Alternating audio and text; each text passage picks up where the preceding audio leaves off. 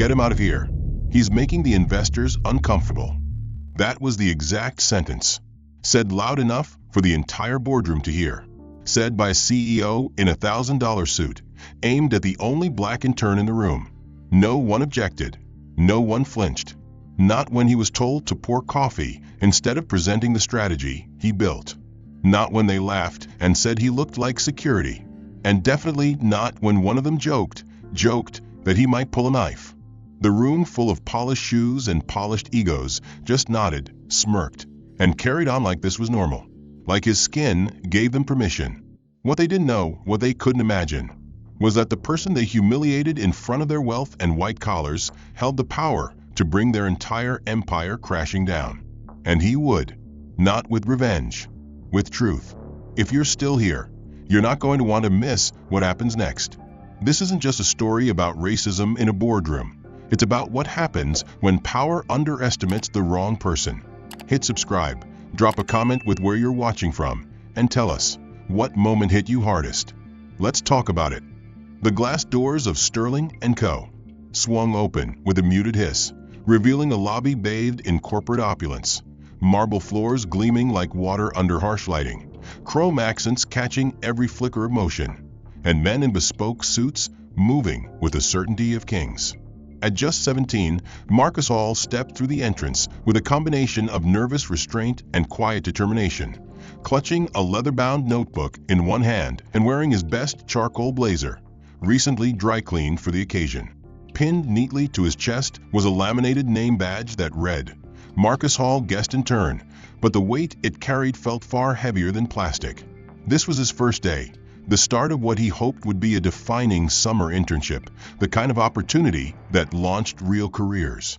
He had earned it, beating out dozens of applicants in a citywide business competition, scoring perfect evaluations from the firm's HR team, and surviving 2 rounds of interviews that felt more like interrogations. He had done everything right. Still, as he crossed the polished floor toward the executive elevator, he felt the watchful eyes of strangers tracing the outline of someone who didn't quite belong. The elevator ride to the 49th floor was silent and swift.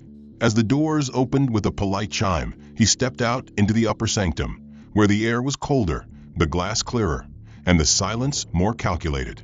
Down the hall, the door to conference room 2 stood slightly ajar, the word strategic planning printed in bold silver lettering across its frosted surface. A voice echoed from within, confident, clipped, and unmistakably in command. Marcus adjusted his tie, squared his shoulders, and stepped inside. The room fell quiet. At a sleek, obsidian conference table sat a dozen executives, all sharply dressed, middle-aged, and white. At the head of the table was Richard Collins, CEO of Sterling & Company, a man with silver hair, a surgically sculpted smile, and a reputation for dismantling both companies and careers without blinking. Marcus gave a small nod and offered his practice greeting. "Good morning, everyone." Marcus Hall, reporting for the intern observation session. There was a beat of silence, followed by the faint scrape of leather as Richard turned his chair slightly to face him. "Ah," he said, voice rich with amusement. "You must be the delivery boy." The comment hit like a slap. Marcus hesitated, confused. "I'm sorry, sir." Richard gestured vaguely toward Marcus's notebook. "The intern, right? They told me you were coming. I figured they were sending someone to fetch coffee, not sit at the grown-ups table." A few of the executives chuckled, some uncomfortably, others without restraint. Marcus kept his face still, his voice level. "I'm here to observe and take notes as part of the junior mentorship program. I was asked to sit in on today's strategy review." Richard smiled, but it didn't touch his eyes. "Of course you were," he said with mock generosity, waving a hand toward the far end of the room. "There's a chair by the credenza. Try not to spill anything." Marcus nodded, quietly walked over, and took a seat. He didn't respond. He didn't flinch. He opened his notebook, clicked his pen, and began writing as if the moment hadn't happened. But it had. The air was heavier now. The line had been drawn. As the meeting continued, discussions turned to market trends, consumer psychology, and Gen Z's influence on retail patterns. Marcus paid close attention, his notes organized and detailed. When one of the directors presented data that mischaracterized Gen Z behavior as digitally detached and passive, Marcus hesitated, then raised his hand subtly. Richard noticed immediately. "Something on your mind, intern?" Marcus cleared his throat gently. "Yes, sir." Respectfully, the assertion that Gen Z avoids traditional retail experiences isn't supported by recent studies. In fact, hybrid consumer behavior is, Richard interrupted with a loud scoff, raising an eyebrow as if stunned by Marcus's audacity. "Jesus, how old is this kid?" he said, turning to the room. "What are you now, 15? Do they even let you drive yet?" The room erupted in stifled laughter. Richard leaned back in his chair, folding his arms. "We've got high schoolers giving lectures on macroeconomics now. I must be getting old." Marcus blinked once. He didn't respond. He simply nodded, murmured, "Apologies, sir," and returned to his notebook. But the damage was done. Around him, glances flickered, expressions shifted. He had stepped forward with knowledge and been shoved back with mockery. It wasn't about the content. It was about the context. In that room, his words carried no weight because he did not. At least, not to them. The rest of the meeting passed in a blur of acronyms and budget lines. No one asked for Marcus's opinion again. No one even looked at him. When it ended, and the team stood to leave, Richard passed by Marcus with a smirk and clapped him on the shoulder like a coach addressing a water boy. "Keep at it, kid," he said. "Maybe you'll graduate someday." Marcus smiled faintly. It was the kind of smile one wears when they're swallowing fire. He waited until the room emptied, then stood, adjusted his blazer, and walked toward the window that overlooked the city. Down below, people looked like ants, small, insignificant, easily dismissed. For a moment, he imagined someone looking up at this tower and seeing him standing here. Would they think he belonged? Would he believe it himself? He reached into his pocket, pulled out his phone, and opened a draft message to his mother. "Meeting went well. Lots to learn. Excited to be here." He paused. Then slowly, he deleted the text. "No," he thought. "Not yet. This place doesn't deserve my optimism. Not today."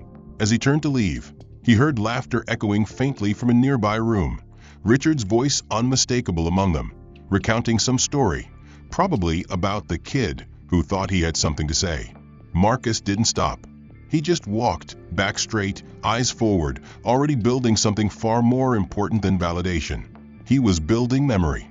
And one day, those memories would speak louder than anything said in that room. The following week arrived with the weight of expectations and the sting of humiliation still fresh on Marcus Hall's mind. But he pushed it aside with the same focus he used to win his spot in this building in the first place. He had reviewed the meeting itinerary 3 times the night before, memorized the slides he was supposed to present, and even rehearsed answers to possible follow-up questions, not because he wanted to impress them, but because he knew he had to be flawless just to be seen. Today wasn't just another strategy session.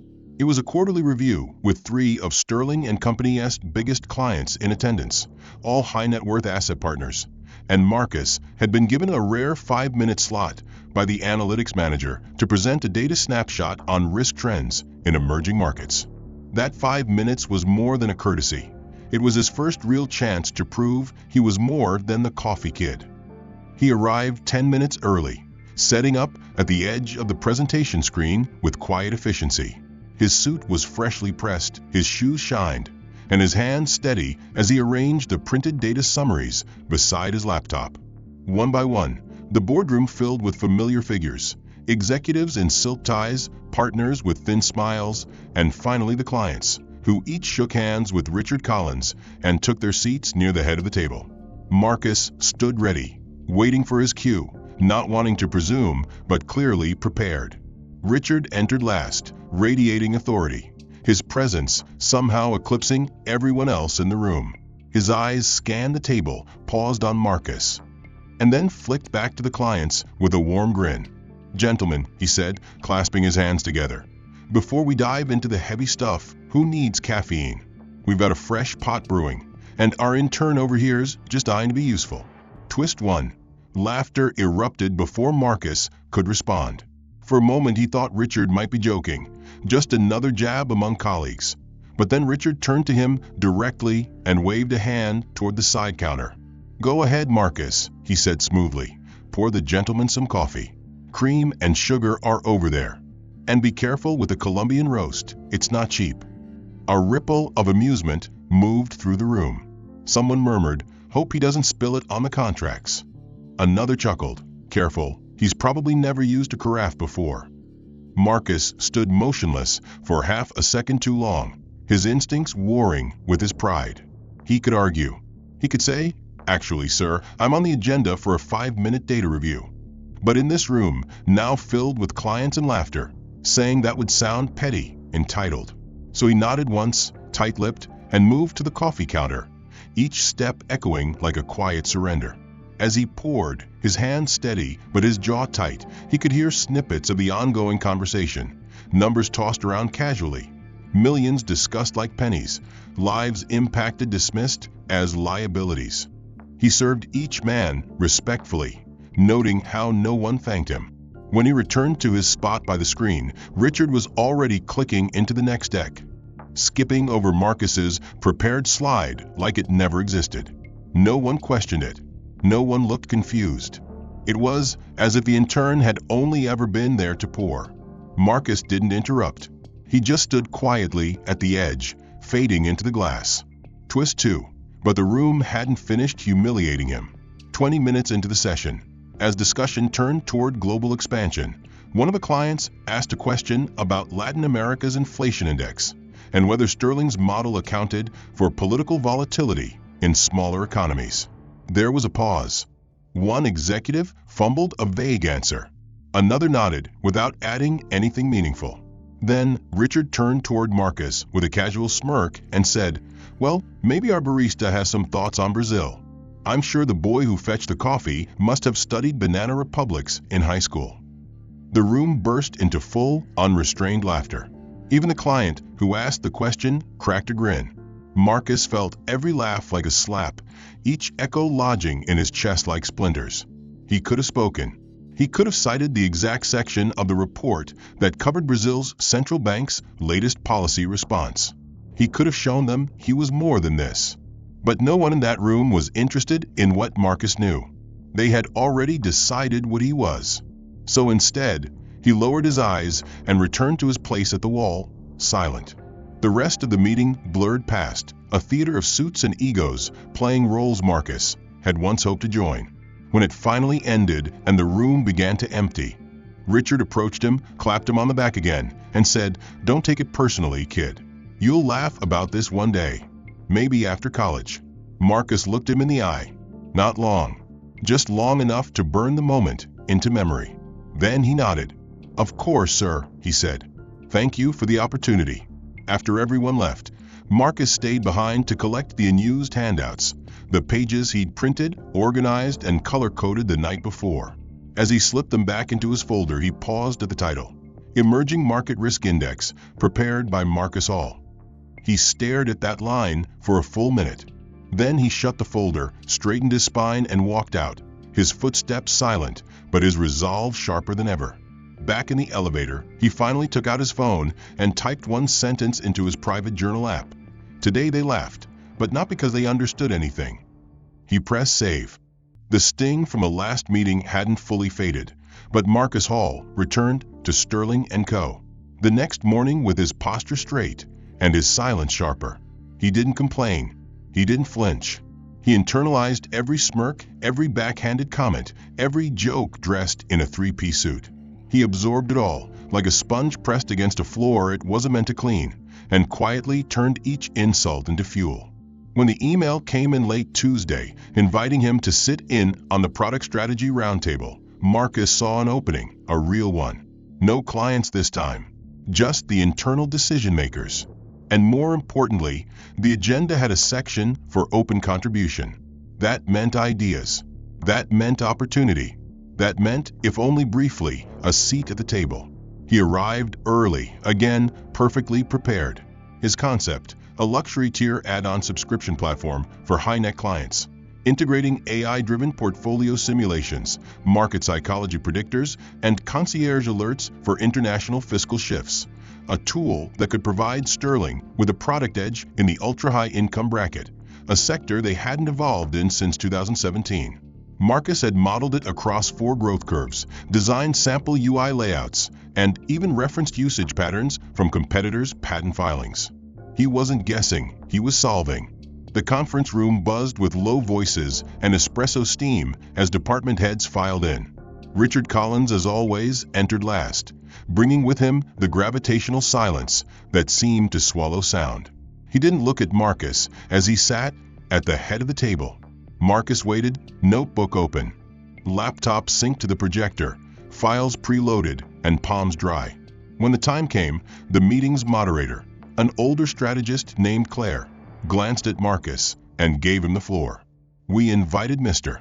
Hall to pitch a concept this morning," she said. "Fresh eyes, as they say." That was all he needed. Marcus stood, clicked the remote, and began presenting.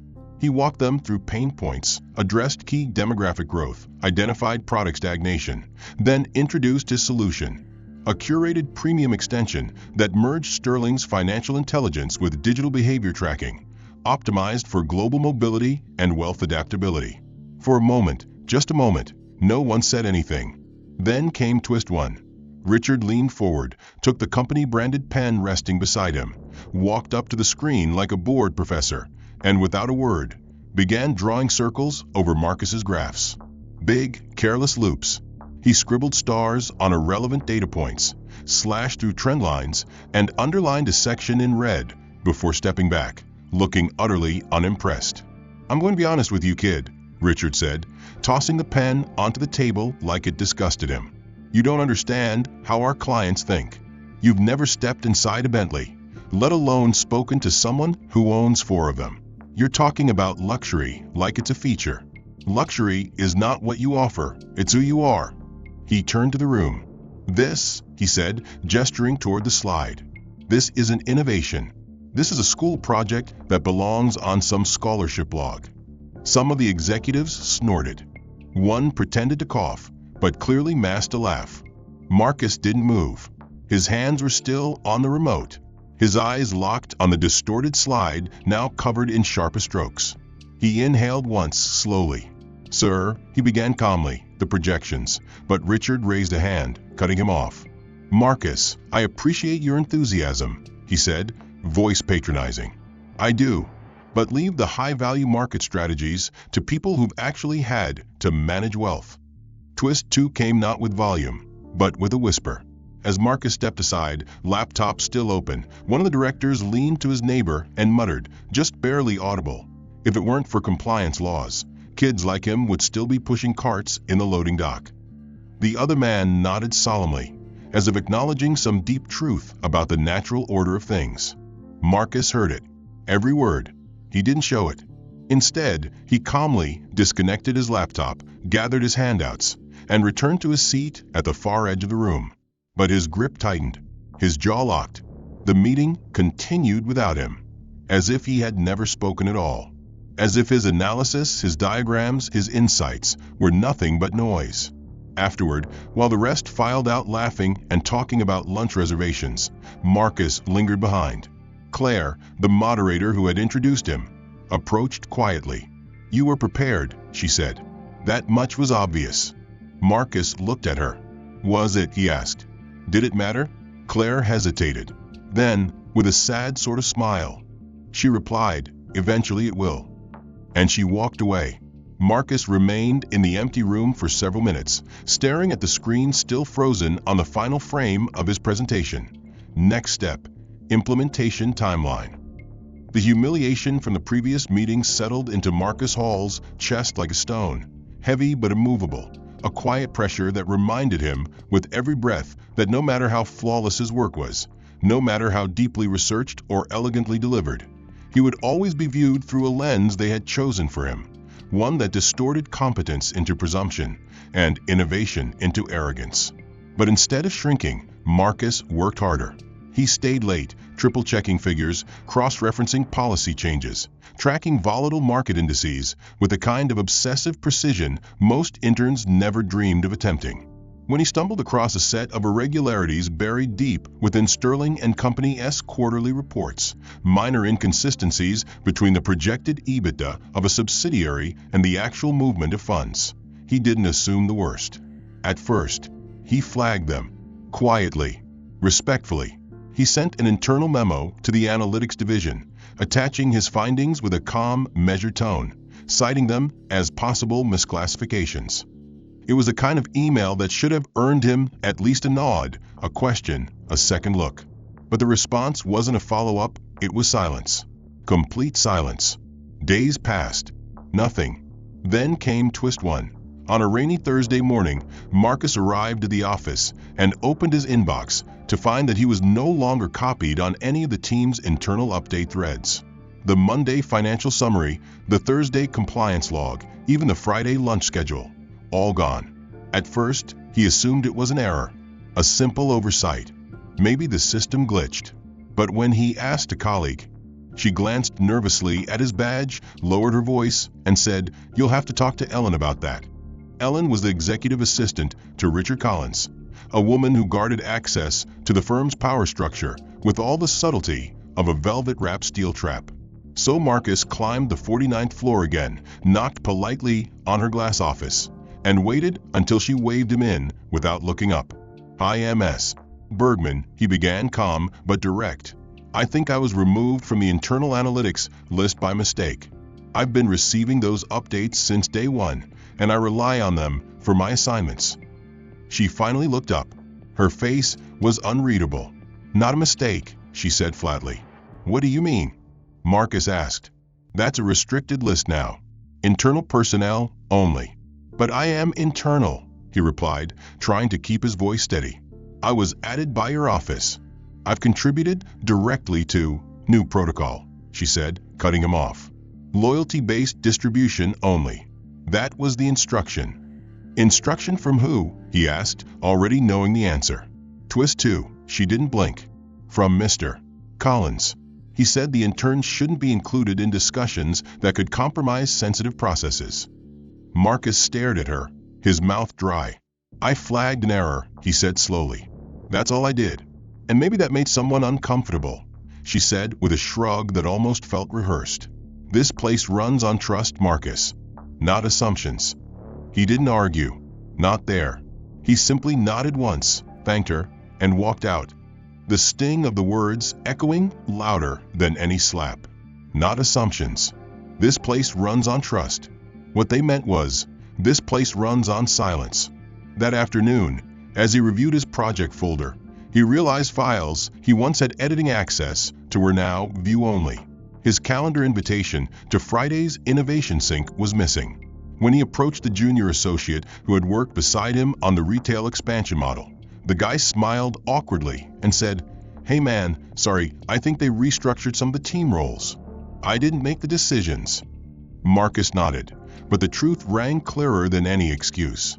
He was being methodically cut out. Not fired, not dismissed, but erased, like someone closing a door behind him without saying a word. He went back to his desk, opened the memo he had written on the accounting discrepancy, and reread it again, trying to find the line that had condemned him. But it wasn't the line. It was the act. The fact that he'd noticed something they hadn't intended to be seen. The fact that he'd spoken up. The fact that he still believed the system might listen to reason. And so they locked him out of it. Not completely. Just enough to keep him visible but useless. Present but powerless.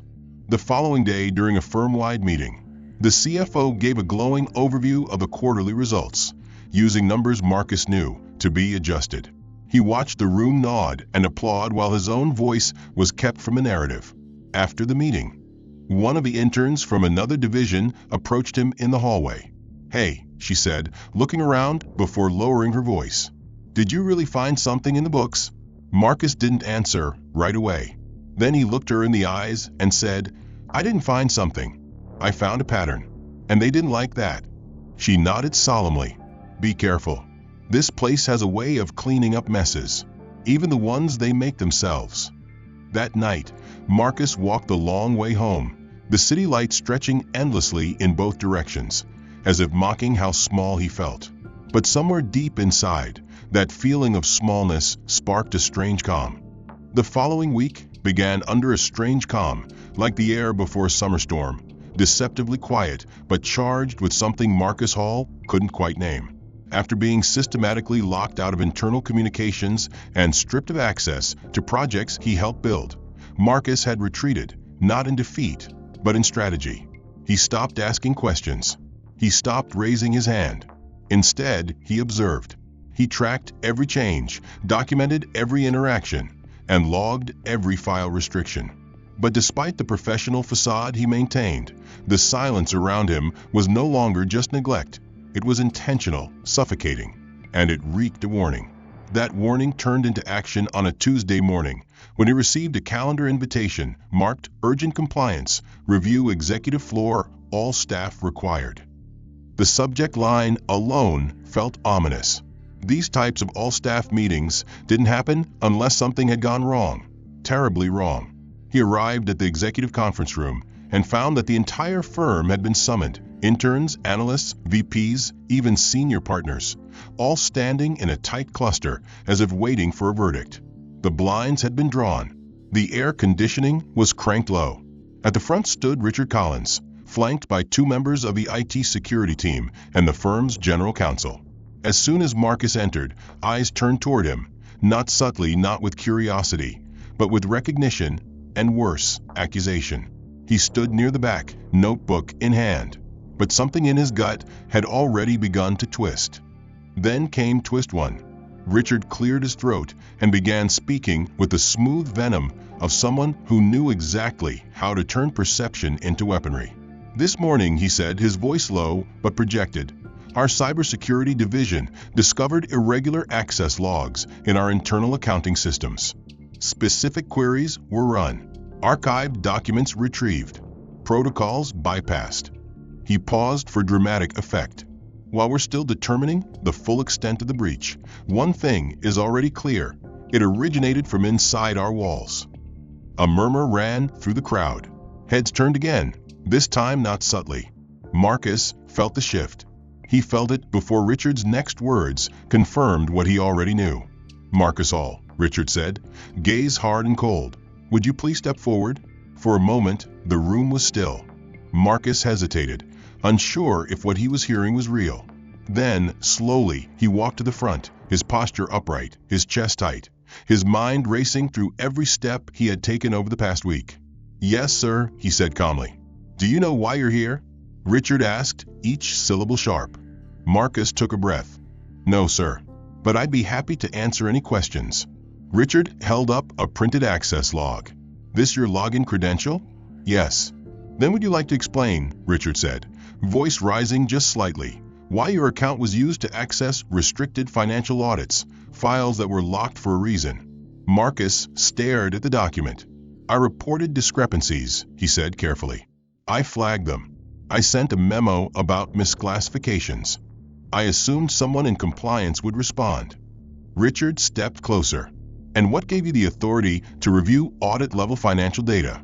You're an intern. You're not even salaried. Marcus's heart pounded in his ears. I had read-only access until last week. I didn't hack anything. I didn't alter anything. I saw something, and I did what I thought was right.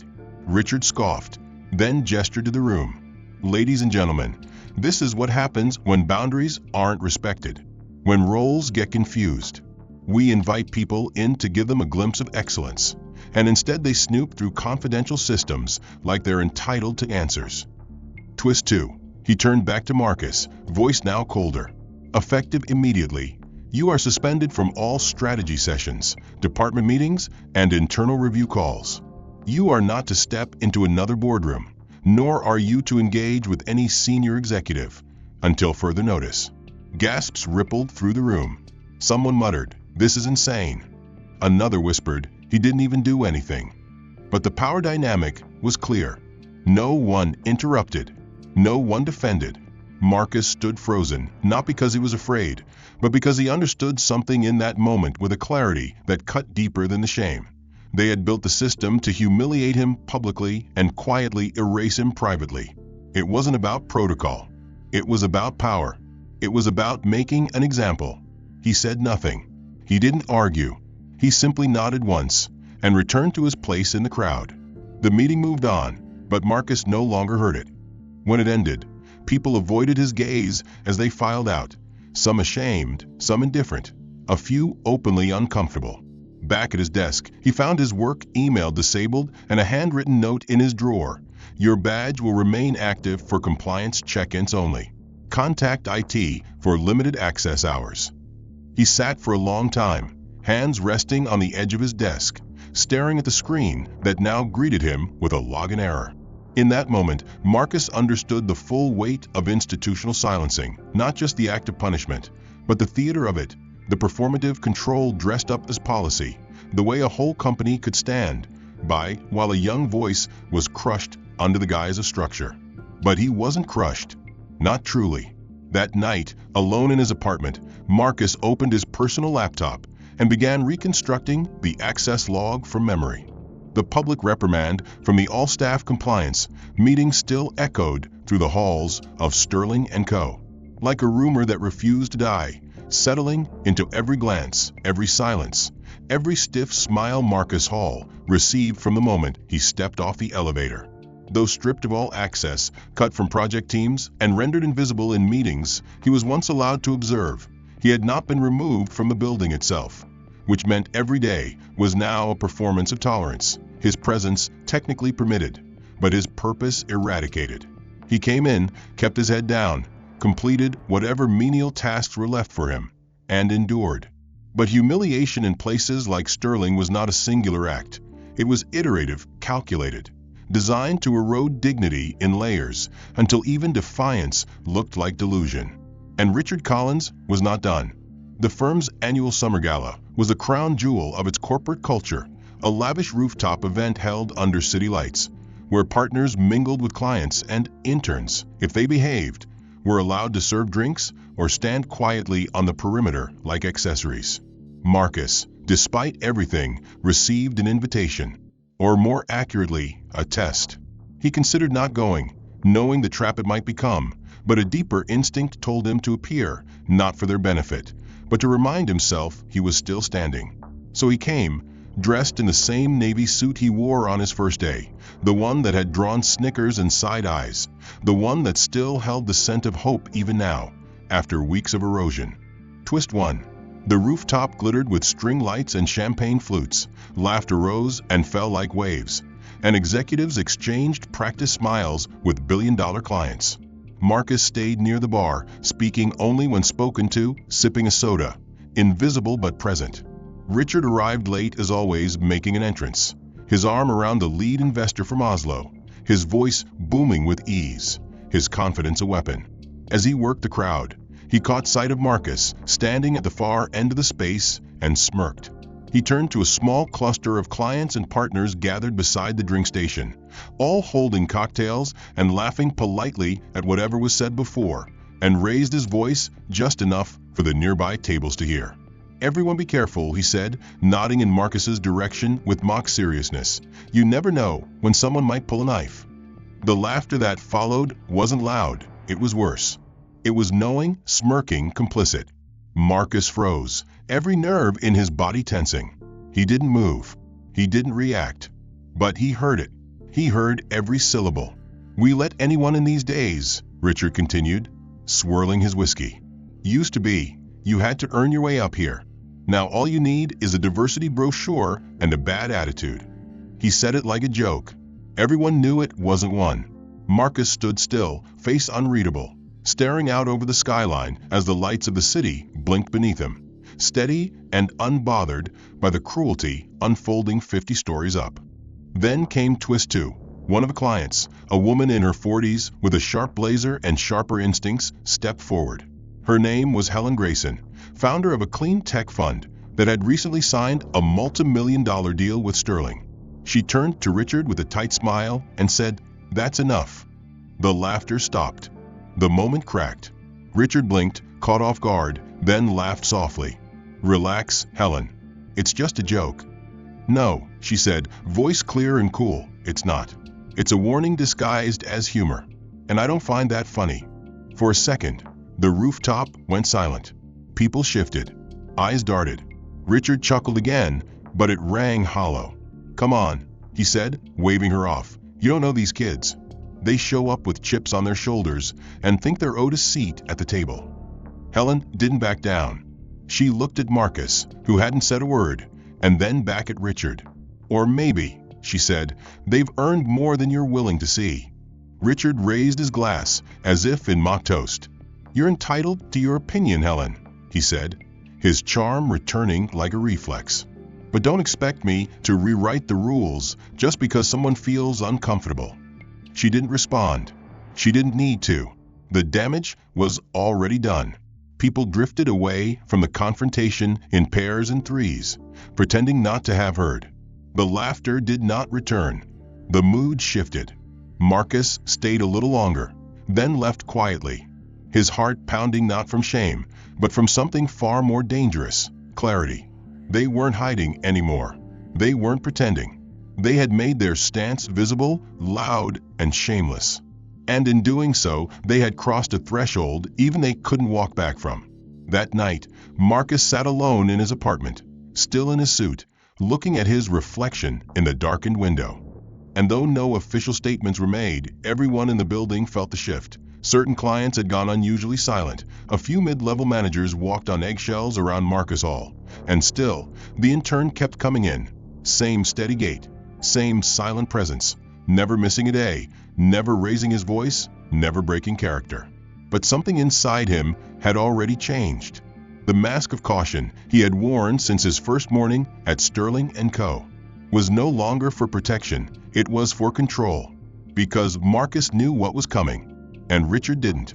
Twist 1 began on the morning of the firm's most anticipated quarterly event, the high-stakes contract negotiation with Centura Capital, a global fund preparing to inject $4.2 million into Sterling's new AI-driven portfolio product. Every executive was on edge. The boardroom had been transformed into a showcase. Polished marble gleamed beneath imported lighting. Fresh orchids lined the windowsills, and the firm's brightest minds stood ready to present a flawless performance to secure the deal.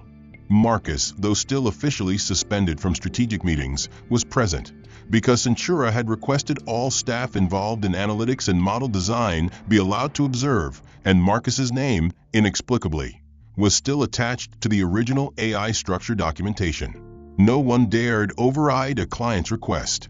So he was there, watching, silent, invisible.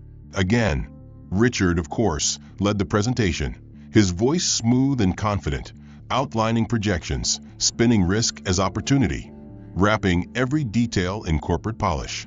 At his side were 2 senior partners and the CFO, nodding at all the right moments. But across the table sat a different kind of man, a quietly intense figure in a slate gray suit, flanked by 2 legal advisors, his expression unreadable. He had yet to speak, but everyone knew who he was: Alexander Gray, chairman of Centura Capital, known for discretion, feared for influence. And Marcus? Marcus watched him with a calm only he understood. Because what no one in the room knew, not Richard, not the board, not even the assistant who had escorted Gray to his seat, was that Alexander Gray wasn't just the chairman of the fund. He was Marcus Hall's godfather. And Marcus Hall wasn't just an intern.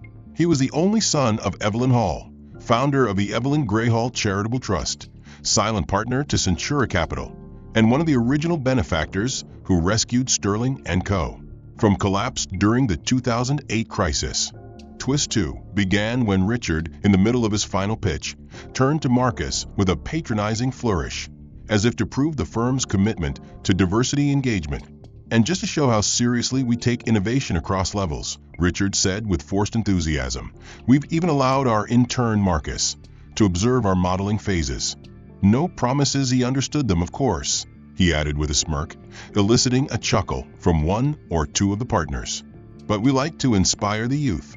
Gray, who had remained silent throughout the entire pitch, finally turned. Marcus Hall, he said calmly, his voice cutting across the room like a blade. Would you care to share your assessment of the AI portfolio's risk parameters in Scenario Group C? The room froze. All eyes turned to Marcus, stunned. Richard blinked. I'm sorry, Mr. Gray, he said quickly. I don't believe Intern is equipped to. I asked Mr. Hall. Gray interrupted. Not you.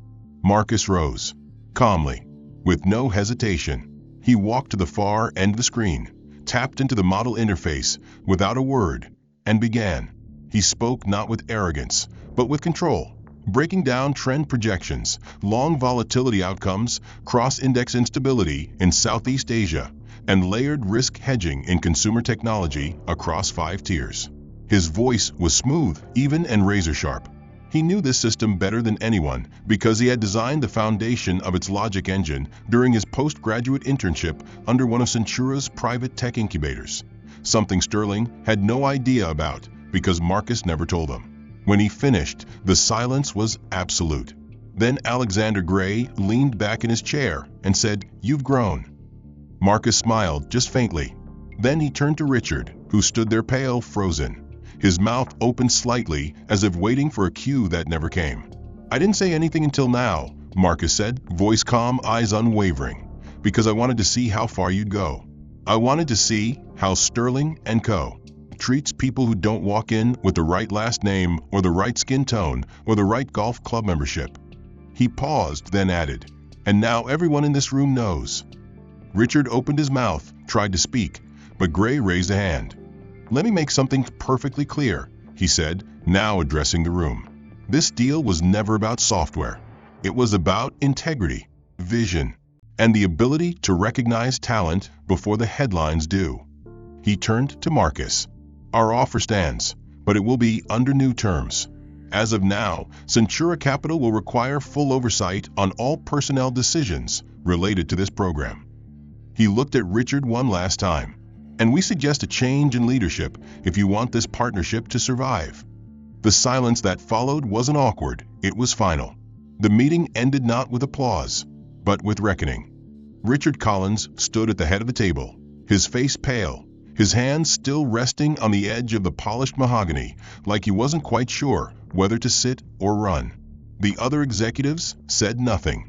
Some looked down at their notes, others at their phones, a few at the empty chair where Marcus had sat just minutes earlier, as if still trying to process the magnitude of what had just happened.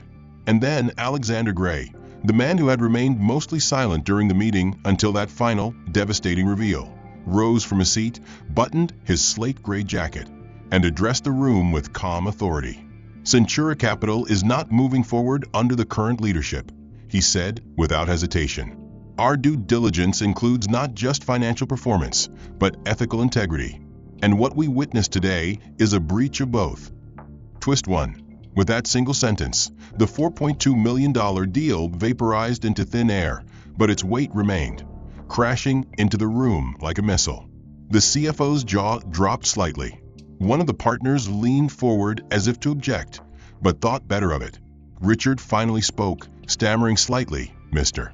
Gray, with all due respect, this seems like a personal reaction. Surely we can separate emotion from business." Gray turned to him slowly, expression unreadable. "You're right," he said, "but only about one thing. This is business. And in business, we don't invest in broken leadership."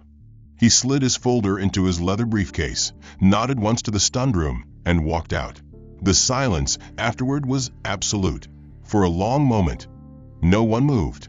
Then, as if on cue, phones began to buzz around the table, subtle vibrations, screen lights flickering, messages pouring in from staff across the building who had heard whispers, seen Gray exit, or watched the meeting unfold in real time through the firm's internal live feed. That feed, normally password restricted, had been left open per Centura's request for transparency. And that transparency had now become a floodlight. Twist 2. 20 minutes later, the Board of Governors, an oversight body rarely seen in public, often cloaked in layers of corporate anonymity, received a direct message from Centura's legal division. The subject line was short: "Request for emergency governance, review Sterling & Company." The body of the message was shorter.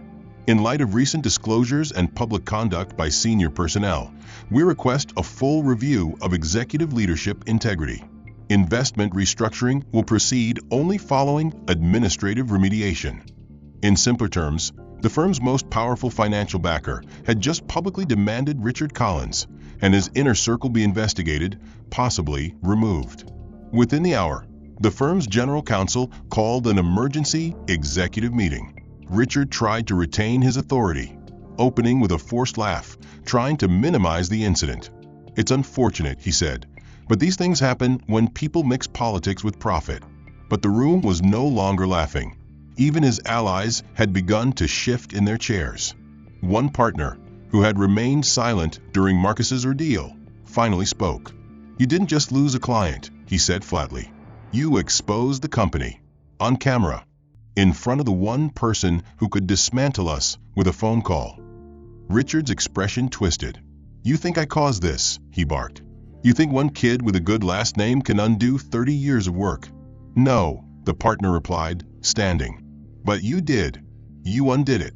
With every word, every smug dismissal, every public insult you thought was clever. You brought this." The room fractured. One by one, voices began to rise, not in defense, but in disassociation. Executives who had stood by silently now scrambled to protect their own names, offering excuses, justifications, statements of concern. Richard tried to regain control, but it was slipping like sand through clenched fists. Meanwhile, in offices across the building, mid-level employees whispered in hallways. Messages flooded Slack channels. Screenshots of Richard's comments, the confrontation with Marcus, the moment Gray took control. They circulated like wildfire.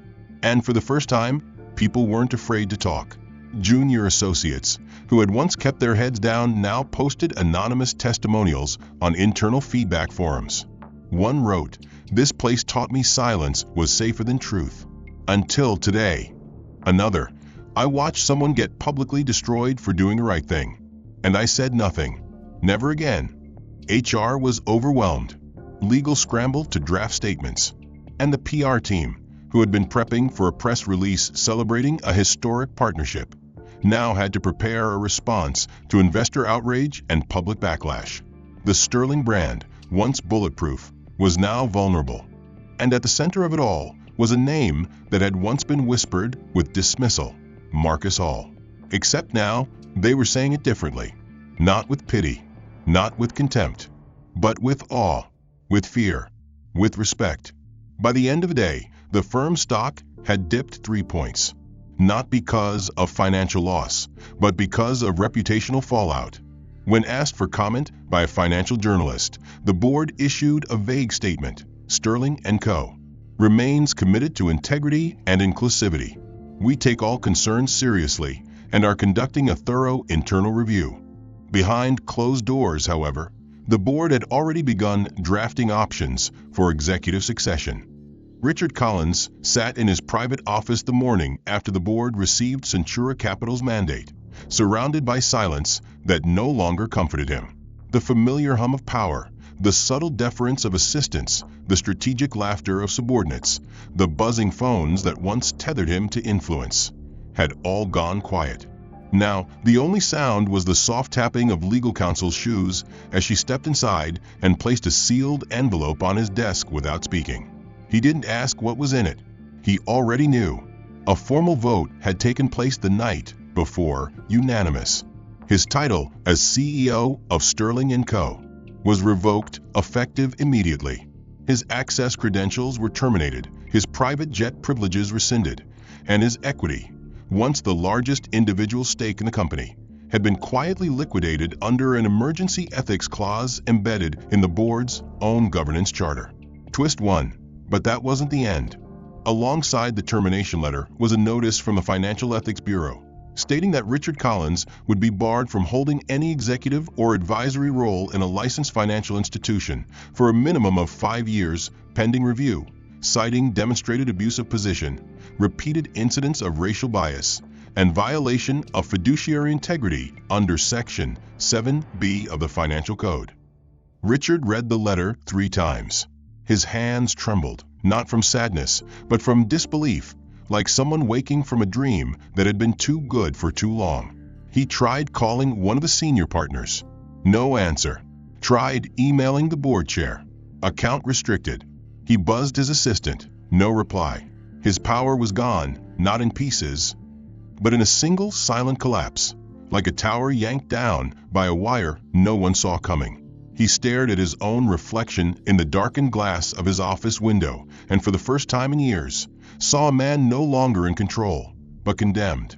And he wasn't alone. Twist 2. Over the next 72 hours, a quiet reckoning swept through Sterling & Co. The head of legal affairs, the one who had once advised HR to deprioritize complaints that weren't PR-worthy, was placed on indefinite leave pending an internal audit. The COO, who had laughed openly at Richard's jokes during the rooftop gala, was given the option to resign or face a formal misconduct investigation. He resigned before lunch, but the real damage came from below. For the first time in the firm's history, dozens of employees, analysts, junior advisors, HR reps, even receptionists came forward with stories, each more damning than the last. A black woman in compliance reported that her promotion had been stalled for 3 years despite outperforming her peers because, as her manager allegedly said, clients prefer someone more refined. An openly gay project manager recalled how he'd been removed from a high-profile client's case after a partner warned he might make them uncomfortable.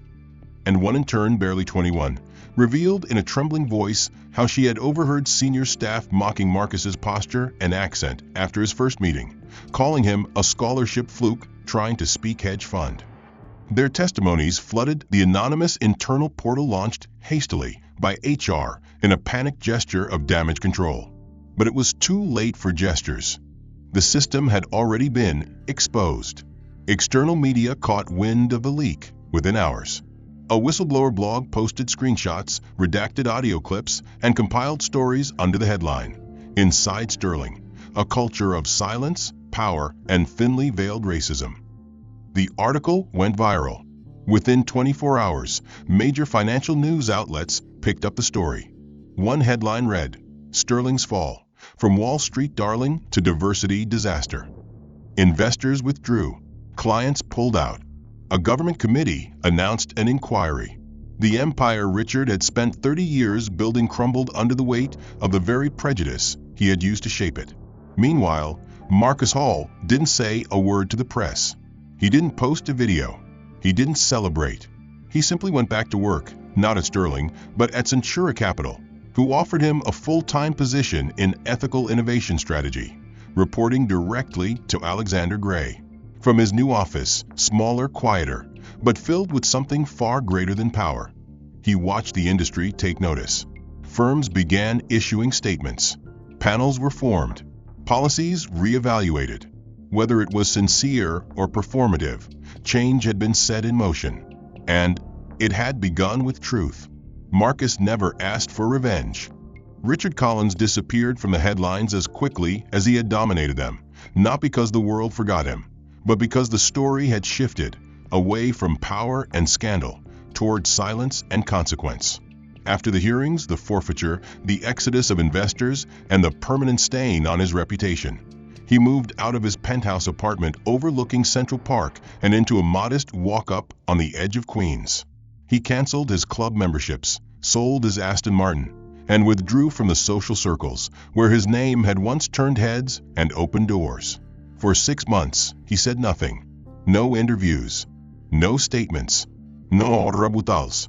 He simply vanished from the world that had once revolved around him. And in that space, something unfamiliar began to grow. Reflection. Twist 1.